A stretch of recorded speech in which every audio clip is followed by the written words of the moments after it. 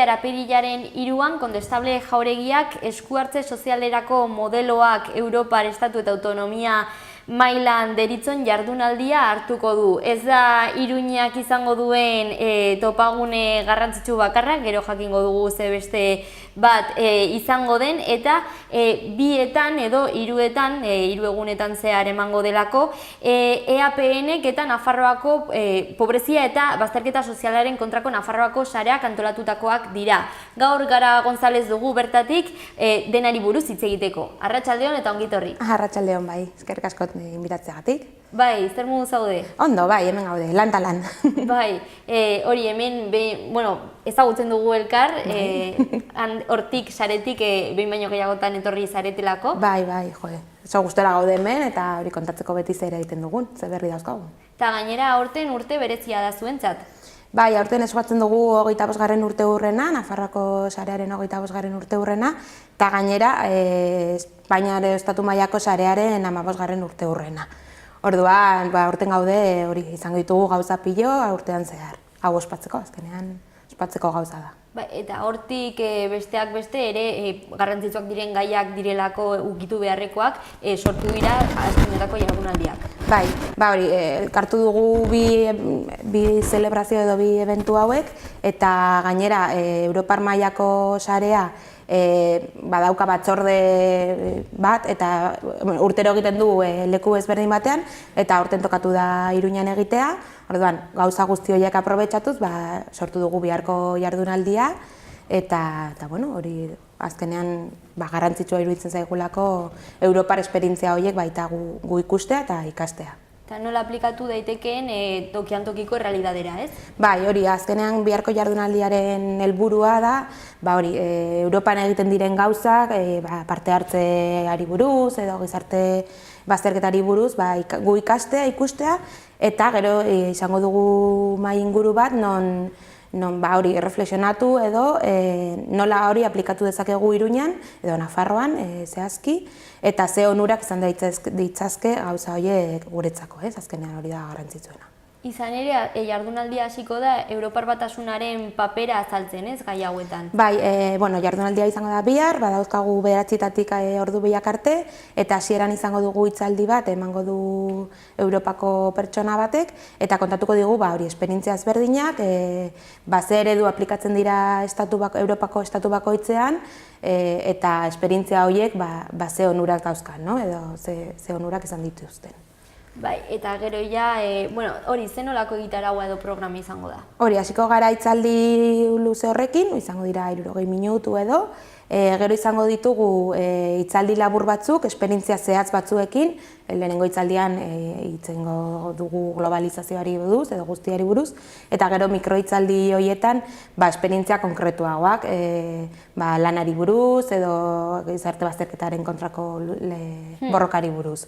Eta azkenean bukatuko dugu hori mahai inguru batekin. Esperientziak arrakasta kasuak. Bai, hori, esperientzia positiboak, funtzionatu direnak Europako toki ezberdinetan, eta gero bukatuko dugu mahai inguru batean, funtzionatu dutenak Europar mailan, ez? Bai, hoixe. Ez dakit zehazki ze tokitatik etorriko diren, baina azkenean hori, arrakastatsuak izan direnak.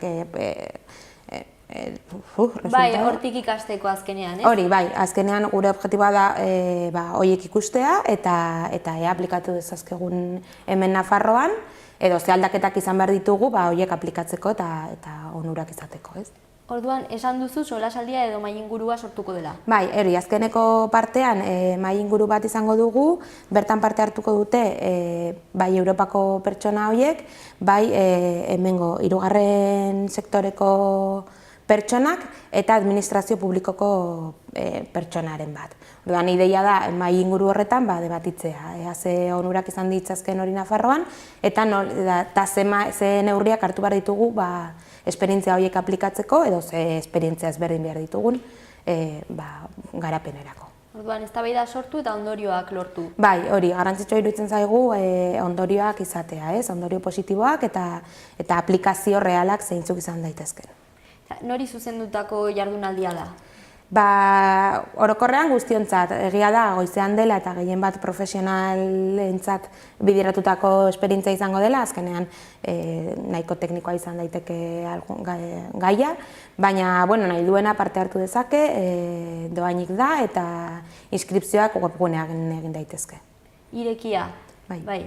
Eta esan dugu urte hurrenak daudela hor, eta ez dela jardunaldi bakarri izango aste honetakoa. Ez, hori, esan dugun bezala, Europar mailako sarea badauka batzorde bat, bihar izango dugu ekitaldia, aprobetxatuz batzordera etortzen diren pertsona horiek, baina gero haiek izango dute 4 eta 5 batzorde bat.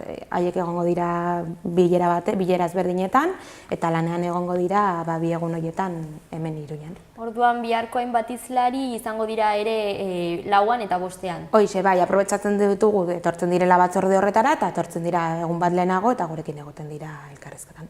Baina beste 4 eta 5 apirilaren 4 eta 5 hitzordu horiek bai dela itxia? Bai, da itxia eta bakarrik komite horretako parte hartzeak egingo dute lan. Azkenean, estatu mailako sarean funtzionamenduko hitzaldiak izango dira eta bilerak eta lan jarduerak. Eta ekitaldi berezia izango da hori, ez? Osteguna eta ostiralekoa ez da normalean Iruñak hartzen duen? Ez, hori.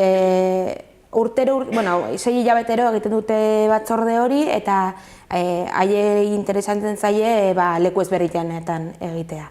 Orduan aurten proposatu ziguten Iruñan egitea eta 25. urte hurrena zenez, gu gustora eta hori hemen egingo dute eta hurrengo hiru hilabetean beste toki batean izango da.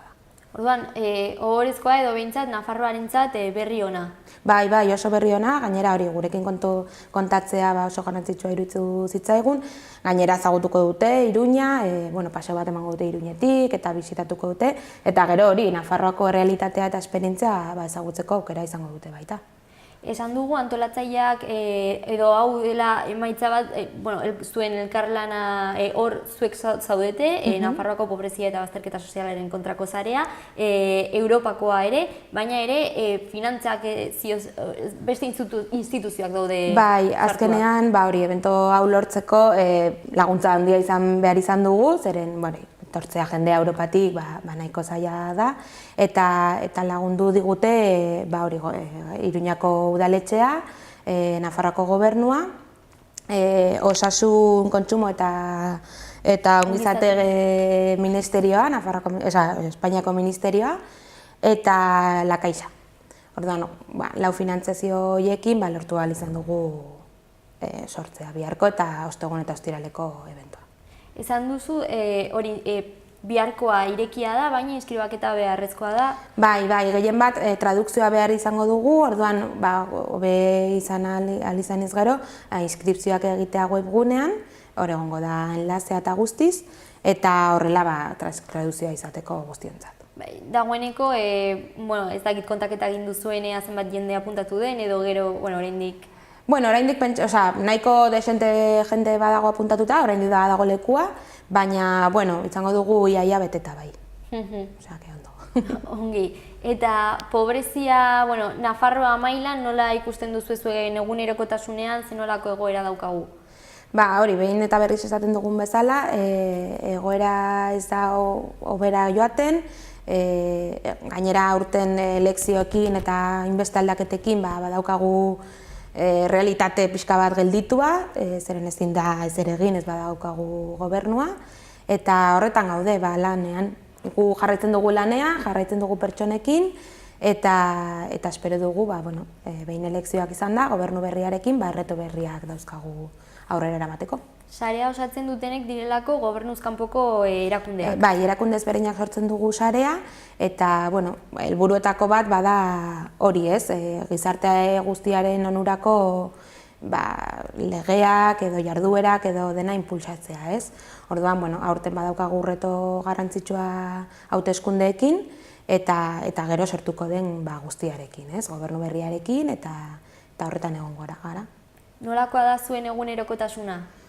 Hori, orain bagaude prestatzen jornada hauek, Bai. baina gero izango dugu hauteskundeen inguruko debate bat sortuko dugu, eta horretan egongo gara analisiak egiten, ze neurriak proposatzen dituzte partidak eta guzti hori, eta gero urrian izango dugu berriro gure hilabetea eta izango ditugu jarduera ezberdinak, eta azkenean, hori, gure lana da hori, ez? Mundura zabaltzea zein da gaurko realitatea, ez? Bai, mundu justuago baten alde, ez? Hoize, bai, mundu justuago. Bai, eta urte hurren horiek ospatzeko gauza gehiago egin dituzue edo egingo dituzue? Bai, oraindik ez dakigu ze azkiz ere egingo dugun, baina gure ideia da jaialdi bat edo zeo zer egitea ospatzeko urte hurrena, baina hori, lanean gaude. Erabaki behar dugu eta zer egin, eta baina esango dizuegu sortzen dugun guztia. Bai, dagoeneko, aste honi dagokionez, asko daukazue. Bai, lan daukagu, oseak gutxinaka. Orduan, esan bezala, inskribatu beharko ginateke zuen webgunean. Bai, hoize, hor dago formulario eta guztiz. Mila esker gara. Zuei? Ez dakit nabarmendu behar den zerbait gehiago edo... Hori esatea guretzat oso garrantzitsua dela komite hau etortzea Nafarroara, eta biharko jardunaldian espero dugula ondorio zehatza batzuk ateratzea eta esperientzia positiboa izatea. Mila esker eta hurrengora arte. Berdin, zuei.